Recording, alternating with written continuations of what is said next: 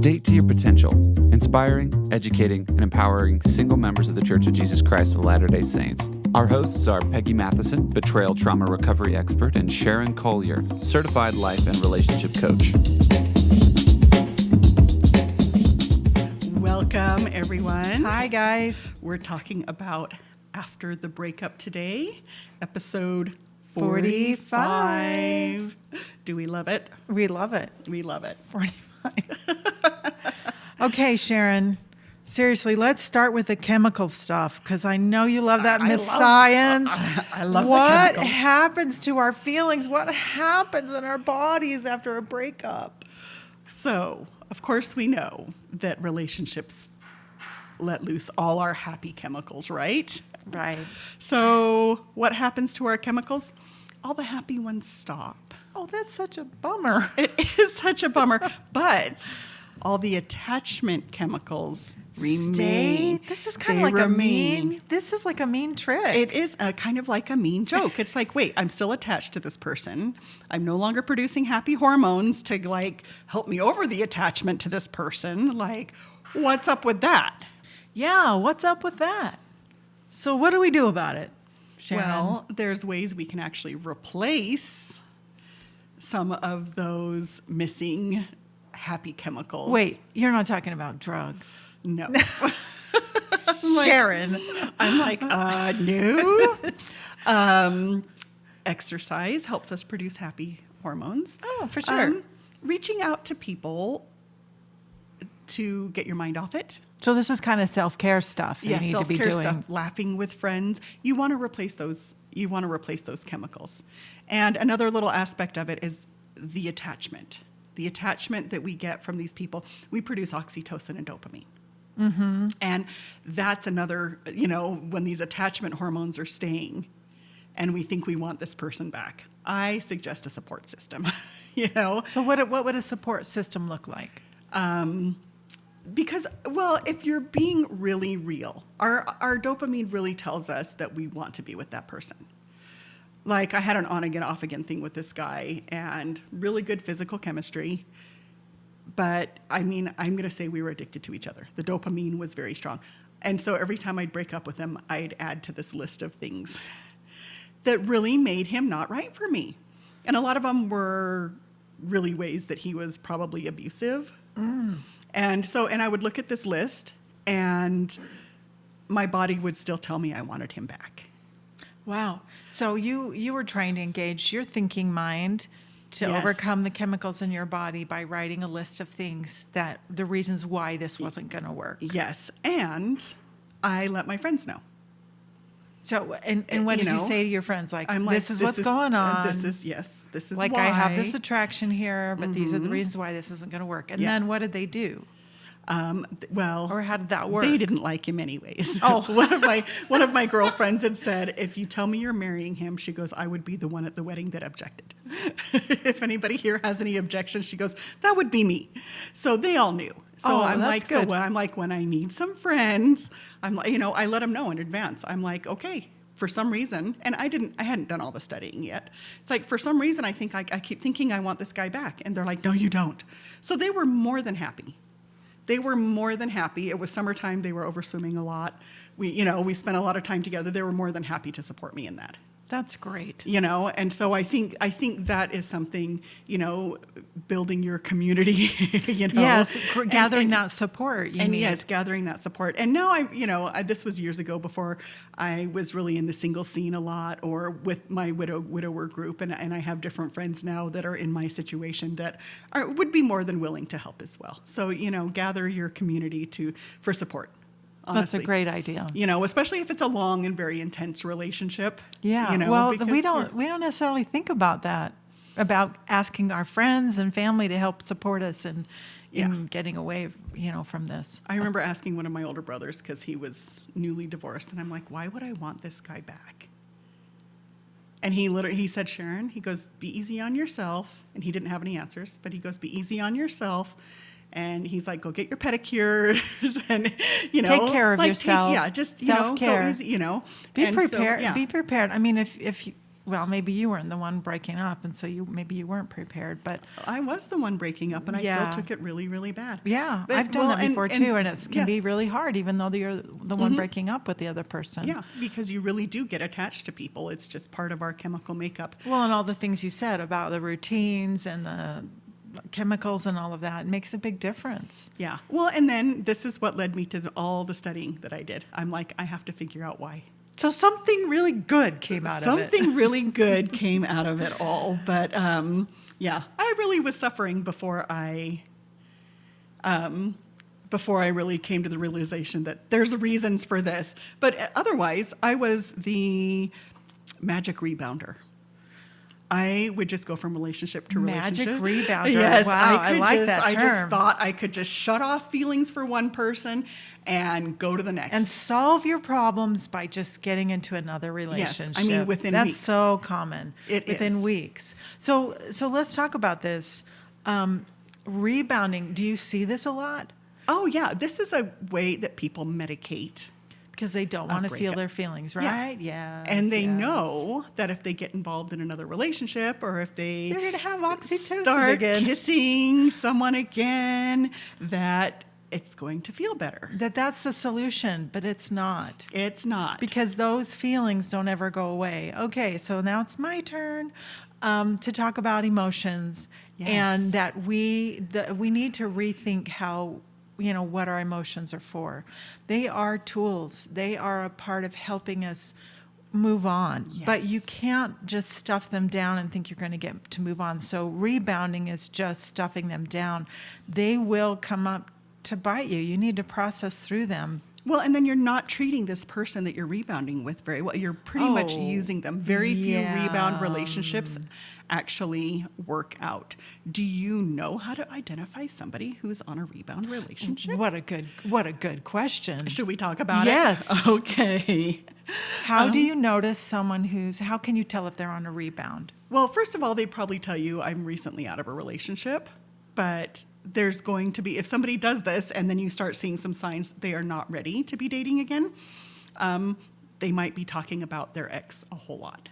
Because they haven't processed the feelings. They still have these feelings for their ex, and they don't know why it didn't work out. Even if they were the one that broke up, they're still reeling with these feelings. Reeling with these feelings sounds like a Yes, song. it does. Reeling with the feelings. Rebound, reeling with the feelings. Pretty much. They will seem detached from you. Like they're not really Present. involved. Like Yes, they're and not really present. connected. Yeah, like maybe they're focusing a lot on the affection part of it and not really trying to get to know you. Totally. I can totally see that. I can Yes. totally see that happening. I had a date with a guy, and he did talk about his ex a lot, and I started putting up the boundaries. Like, I really don't want to talk about it on our date. Like, I'm not your therapist kind of thing. But he took me to the park on a Sunday. He wanted to see me on a Sunday. So we made a picnic dinner, and we went to the park, and we're sitting there kind of in an awkward silence because he's not allowed to talk about his ex. And I said, Oh, no. And I said, So there's nothing else to talk I know. about. And I thought, okay, here it is. Here's the big red flags. And I'm like, well, like, what kind of music do you like to listen to? So I'm like, let's get on our phones and like share music with each other. And he's like, okay. And that happened like twice. And it's like, well, let's just make out.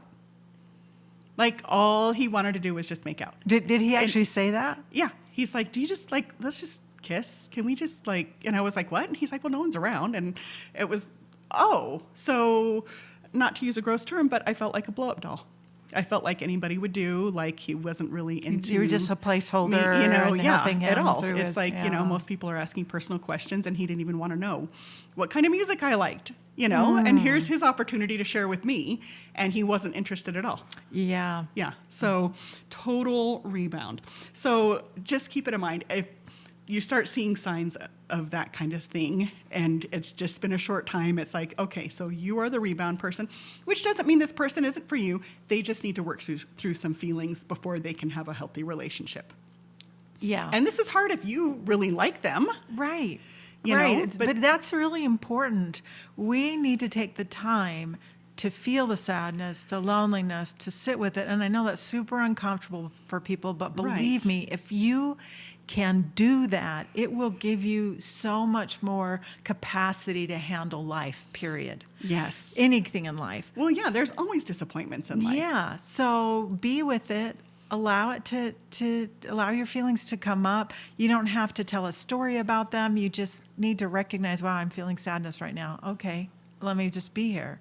Yes. Because that's the way to move through it, is to allow yourself to feel it. Right, and not just medicate, especially with somebody else, because that's not fair to the other person. No, it's at not all. fair. No.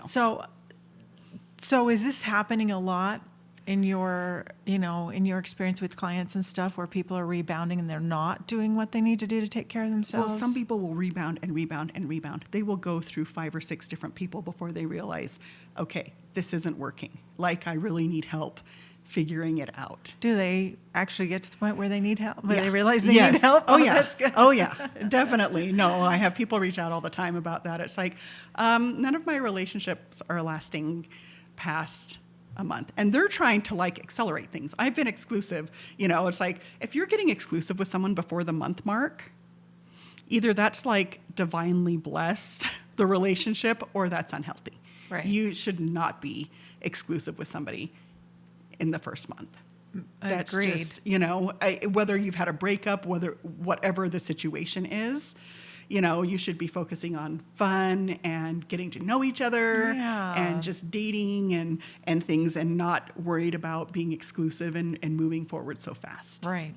So how long do we wait to date? Yeah, Have you that was going to be wondered? my next question. How long? So the experts, I've seen all sorts of things. There's a 30-day rule, which honestly, oxytocin takes 30 days to dissipate in your body. Yeah. So the 30-day rule, when people say take 30 days and don't see your ex, Sure. This is Don't contact them. Yes, don't no contact them. contact. Do not look at their Facebook page. Don't text no them. stalking, no driving by their Yeah. house, nothing Yeah. like that, because once you do that, I feel like the 30 days has to start again. And a lot of people, I've done that before. medicate by talking to their ex. Like their So ex it is going to extended help time. them through the process. How are you doing? I'm doing terrible. Oh. Like, how can we ease each other's pain? I made that mistake. Yes, we all have. Yeah. I was going to say most people have. It's like they just want to reach out to them so bad. And, or they'll reach out to your friends and ask how you're doing. This is all to get the oxytocin and the dopamine fix. Because these chemicals have stopped. Yeah. Dopamine literally stimulates the same part of your brain as addiction, as crack cocaine. And it's your pleasure centers. And your pleasure centers, like most addicts will tell you, a certain dosage of drugs don't work after a while. They have to have more, and they have to have more, and they have to have more to get their fix. So Right. this is a hard process, like we just talked about. So there's a lot of experts that say, do the 30-day no contact, and then they'll say it takes like 90 days, no less than 90 days after a breakup. Yeah, that's what I was looking at too. That you don't want to. So that's 3 months. Yeah, 3 3 months. to 3.5 and months. then there's some that say it takes half as long as the relationship. Wow. So if you were in a were 2-year in a 2-year relationship, a that would 30-year take- marriage, Yes. it's going to take some time, folks. Not that I'm saying it should take that long, Right, but so it needs to take a significant amount of time if you've had a significantly long and deep relationship, So this is not something that, you can just, oh yeah, I'm over it. Yeah. I'm over it because I want to be over it, or I need to medicate. If you're medicating with anything besides exercise and time with your friends, maybe learn something about yourself.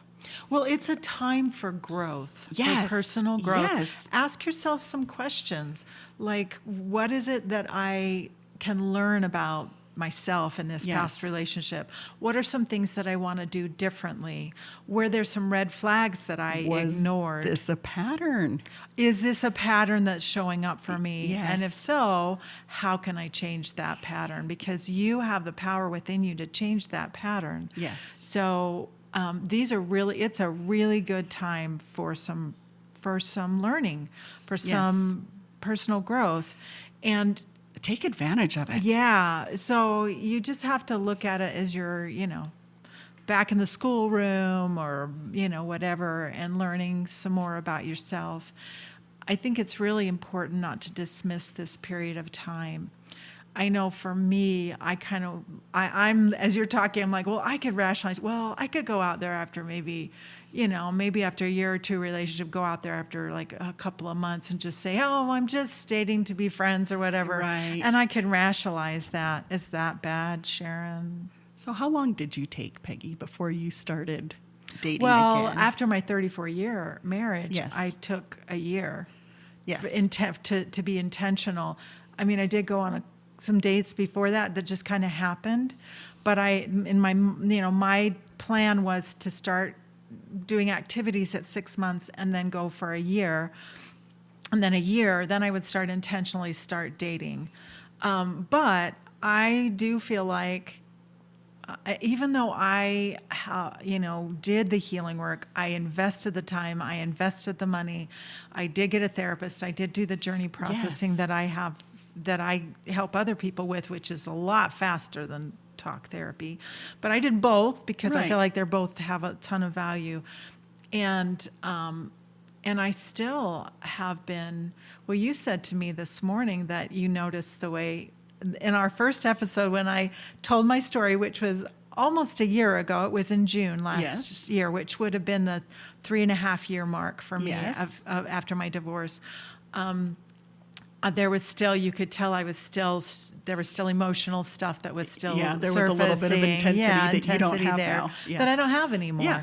So in spite of all of the efforts that I have put into my growth and my, working through that, of course, it was a 34-year marriage.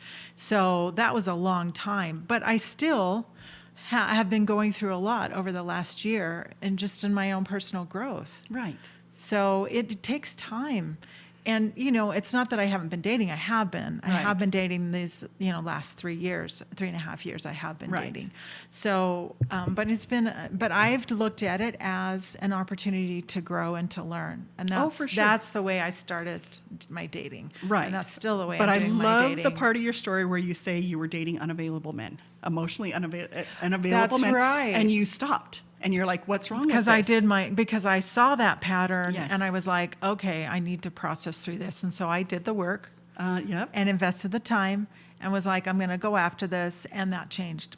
And that's literally if we are in a breakup and it's breakup after breakup after breakup, people need to realize that there's probably something wrong. Deeper. And that's Deeper that's going on. That and dating available men unavailable men, would be a trauma response. Yeah. One And after these were another after unavailable men because they were disconnecting. The Yes. pattern was actually they would connect, disconnect, connect, Yes. disconnect. Yes. And that's what was showing up for me. It wasn't that Yes. they weren't available to date. But you stopped and looked at it, and so few people Yeah. do this. They just jump into another relationship, and it's like they're medicating the trauma, or something is going on there when there is this regular pattern. And if you were to stop and put it in a spreadsheet, Yeah. and that sounds That's so using your thinking mind like you did with writing out, the things about the guy you had been Yes. dating and saying this isn't going to work because of this, this, and this. And it's hard to get out of the love mind, the mushy, Right, but get in, chemicals. put it on a spreadsheet. If you're a spreadsheet person, if you're look if at that those. works for you, if you're that kind of person, because it's really important we do take a look at it. Yeah, it is important we take a look at it. And this is one of the really valuable things about breakups, is it's an opportunity for us to become more confident, to face some of the things we haven't been facing, or to look at the things that are popping up that we didn't realize were there in the first place. Right. Our relationships reflect back to us our unfinished business. We've talked about that before. Right. And this is part of what's happening. So take your time. And sometimes, like when we're talking about how long do you wait before you date again, it depends on the depth of the connection. It depends Yes. on the length of the relationship. It depends on how, if there were problems, or if you felt like there weren't problems, but there was this one piece that wasn't working, and you're like, I can't make this is not going to be a good long-term commitment thing. Right. Which we have to be courageous and strong to do that. Yes. I think there's so much going on out there where we lose our courage. Like I've talked to a couple of people now, a man and a woman, who have had 2 marriages behind them. They're like, I am no longer just saying, okay, this is good enough, let's get married. Right. Actually, I've talked to 3 people specifically recently. I talk to those people all the Yeah, time. so it's like, well, they're 95% there. This is nice. Let's just make this work. Yeah. And no, take the time. Oh, I feel like people do this 55% there, so let's just Yeah, make this work. 55%. I feel like I talk to a lot of people. Yeah, so let's not go through jumping in again. Let's make a practice of taking your time, whatever that time needs to be, and you can know that if you'll pay attention to what's going on in your psyche and listen to feel your feelings and figure out if you're really ready to date again. Right.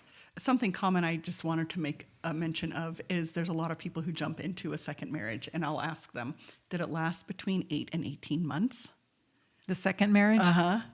I call it the rebound marriage. Mm-hmm. And most people that have been married 2 and 3 times, the second marriage was always 8 to 18 months.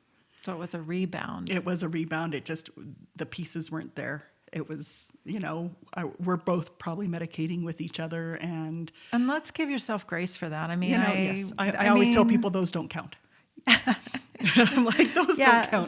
So you're listening now. Hopefully you've been listening to us all along, and you're going to learn and grow, and you're just going to give yourself some grace for that and say, I just didn't know what I didn't know, but now I hope you know. Yes. And so let's look at what are the signs? What are the signs that you're ready to date again? Okay. For me, I think if you feel excited about dating again, that's a good sign. Well, not in a medicating kind of way again. Yeah. No, but if like you're like, it's okay. Yeah. like it's like a fresh start. Time. Yeah. Maybe it's there's time. some hope there. I think you need to feel happy in your own company before you start dating again after a breakup. Absolutely. It's like, I like me. I Yes. like who I am. I like the direction my life is going. If you're not there, come and see Sharon or me. We need to give you some support because you need to get there before you start really seriously dating again. Dating for the first time. Right. You might not be thinking about your ex every day anymore. Yeah. Like, how do you feel? wow, How do you feel about your it's like, ex? I didn't even think about him yesterday or her yesterday. It's like, okay, like I have come a long way. And give yourself credit for that because it really is not an easy process or it's not a painless process. Right. So. Are you ready to start focusing on somebody else? Yeah. Is that a joyful possibility for you? Is that an interesting possibility? So that's a good thing too. Right. We have to reiterate, you feel like you learned some things. Right. Maybe about the process that you're going through or about yourself. Yeah. Are you different? Yes. And how are you different? Is it who you want? Are you turning into who you want to be more and more? Because it's a process that's all becoming, right? I mean, this is all why we're here, is growth, to learn and right? grow. Yes. So another thing that I saw that I think is really important is, what are your reasons for wanting to date again? I mean, if you start asking yourself that question, maybe you will discover that you are wanting to medicate. Right. That you're just wanting to not feel your feelings. Right. That you just got to have somebody to go out with, Right. So ask yourself you don't some want hard to have questions. people validating you either. If you can't validate yourself, yeah. you need to wait till you can validate yourself and not be using people to validate you. Well, that's another one that, that I think is important too. When you can validate yourself, that's part of building self-confidence. Yes. Your self-confidence has grown. Is big. And this is a part of the dating process is seeing if your self-confidence is going up or if it's going down. Take a look, take a step back. What's happening to create that? Make sure that you are giving yourself the validation and strengthening yourself so you have that within yourself, not coming just from other people, that you don't have to have that from being with someone or getting validated by someone else. Well, a lot of times when people are in abusive relationships, right, they're not healing from the abuse. They're just looking for validation because that is, again, medicating. And so you need to make sure that if you're coming from an abusive situation, that you are taking care of that trauma. Yeah, 100%. And here's a really big reason why So many people who are in abusive relationships don't even realize that's what's been happening, or it's emotionally abusive and there's not the outward signs that that's what it's been. You must get really clear on what's happened. If it's been abusive, if you felt diminished, if you felt like you haven't been important, if you felt kicked, Right. if you feel Yes. like you're confused, if you feel like you're going crazy, those are signs of abuse. So that's happening in your life. And I'm telling you, it's a wake-up process to understand this. But if you have any of those things, get some support, because you will, if you do not address that this definitely wasn't your fault, but if you don't address what it was in you that opened yourself up to a person like that, it will happen again. and it can again. happen in a different way. So I want you to be Yes. really clear. Our Yes. listeners here, just because they're really nice and the last person was really not nice doesn't mean they're not abusive. Yes. Okay. Another point. Right. If they are better than the last person in some areas, but not all areas. It's like, well, they're better than the last guy I dated, or she's better than the last girl I dated. It doesn't mean they're a good person. Right. And it doesn't mean they're a good fit for you. You don't want to just say, well, they're exactly what I wanted that the other person didn't have. That doesn't mean they're the right person either. But so you need to heal and take time. If you've been in an abusive relationship, or if you wonder if you've been, get some support. Start talking, Yes. start figuring out, because I've worked with clients that were physically abused by a father, then sexually abused by a first spouse, then emotionally abused by a Yes. second spouse, Yes. then sexually abused Yep. by a fourth spouse. All those familiar patterns. Then that they're keep like, well, jumping they right back didn't into. look like the last guy, but I'm Right. telling you, Yes. people follow patterns. Yes. So You need to empty all that baggage. Yeah. So onward we go. So the self-confidence piece is huge. Yeah. If you feel confident again and happy, you know you're on the path to be ready to date again. Yes. Again. So And the other thing is, do you feel like you're supported outside of yourself? Like you were Yes. talking about, you have a friend network, support network. Yes. So as you go out into the dating world, do you have support in case you go out and you're like, wow, I may not be ready, and your friends can go, I don't think you're quite ready, or this isn't the right kind of person, or whatever. Right. Get yourself some outside support. for sure. Can we move on to some frequently asked questions? Yes, we can. Because I get funny questions about, some of them are funny, some of them are not, after the breakup, or in my widower group, like, when is it okay to date again? Girl code. What is girl code? What is girl code? We have this huge single scene in Utah where everybody's in groups and everybody kind of dates in the groups, which I think is weird. It's challenging. It's challenging. What is girl code? So I hope some of these time frames that we've talked about have helped the girl code thing. Or the boy code. I don't know if What men is talk the about girl this. code? The girl code. When can you date your friend's ex-boyfriend? That's a good question. Because that just, everybody dates kind of in the same groups. And it's like that girl might be an acquaintance or she might be a close friend. Personally, I would never date one of my close girlfriend's exes, regardless of what place they're in at all. But if there's an acquaintance in your group, I get this question, and I've gotten it more frequently than ever. When is it okay to date somebody in your group that somebody else has dated?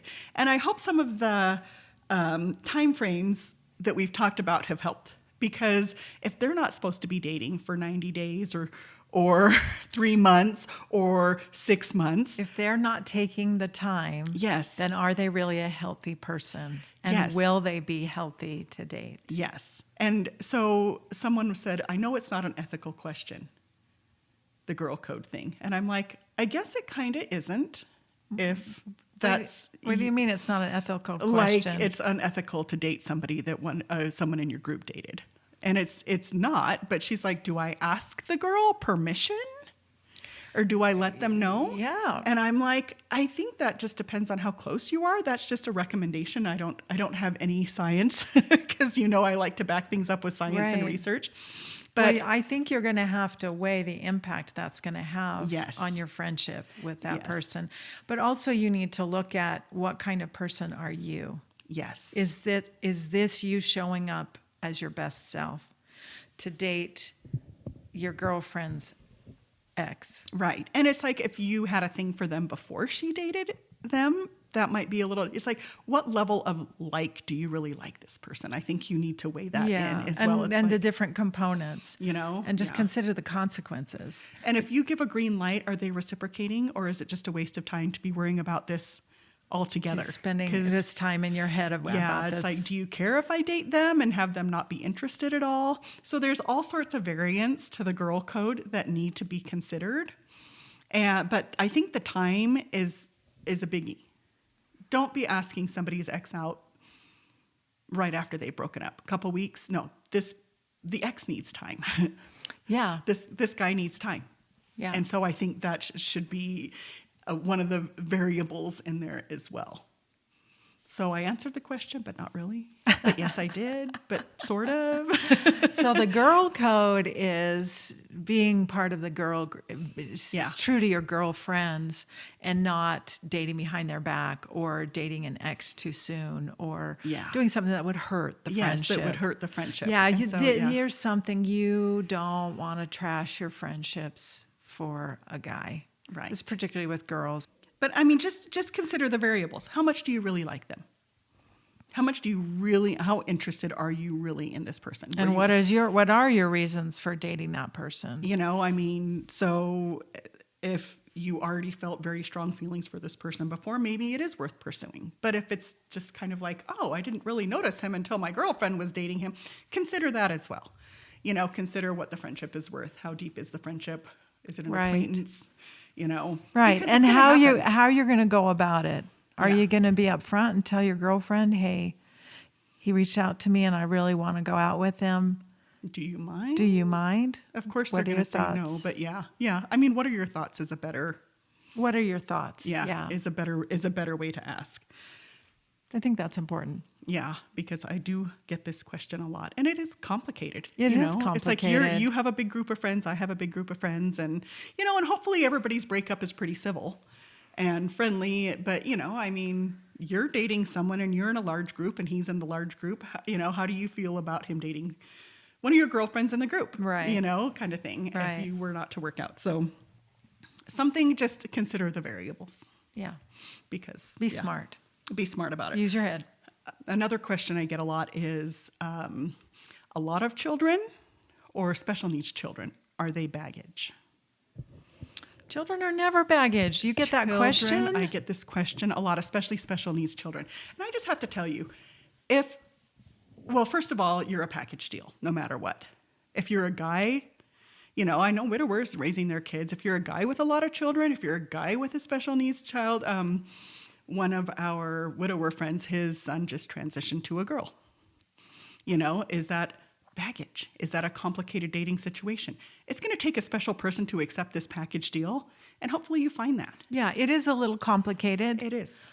And it's not baggage. It's not necessarily baggage. Does it make things a little more complicated? Yeah, but the person you're going to find that is going to be tolerant and patient and loving with all this is going to be a really great person, I think. So I think it's just definitely worth the wait. Yeah, definitely worth waiting and finding that right person.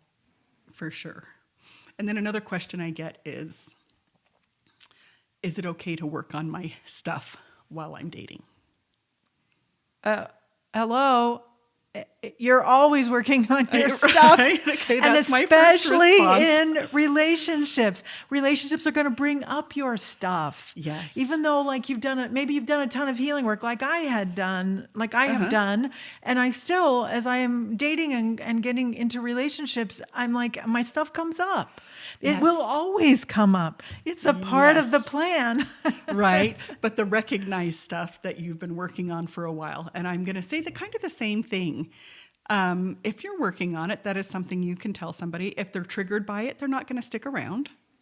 Right. Now that's very telling. If you're Yes. really honest about it, you're Yes. emotionally honest to say, hey, this is my stuff. It's coming up. That's super healthy. Yes. That's a healthy way. That's a real way to be in a relationship. Yes. And for the other person to respond in a way of going, okay, no, let's see what we can do. How can I support you? That's super healthy. Yes. So yeah. And if you've got stuff and you're starting to date and you're working on the stuff and you're progressing, it's okay to stop dating. I tell people that all the time. If you want to stick your toe into dating and you feel like, okay, this isn't accomplishing what I need to accomplish as a person, you can stop dating. You do not set your own boundary. You set your own boundary and you can start and stop dating anytime you want. That's right. It's like, okay, I'm not ready. Maybe I just really have a little too much baggage to be bringing another person into this, maybe dating, especially if other people aren't ready. This is self-determination. You're Yes. determining how your dating life needs to look for you. Yes. For your own self-care. Yes. So very keep good. that in mind. All right. Episode 45. Down. Boom. Down. Check. Thanks, guys. Talk to you later. Bye. Thank you for listening. We hope you enjoyed today's episode and that it inspired you on your dating journey. Please share this with anyone you think might benefit from what you've heard today and click the button to follow us. You can reach either Sharon or I at datetoyourpotential.com. We work with people who are single or married. We want you to know you are not alone. We support you. We are in this with you.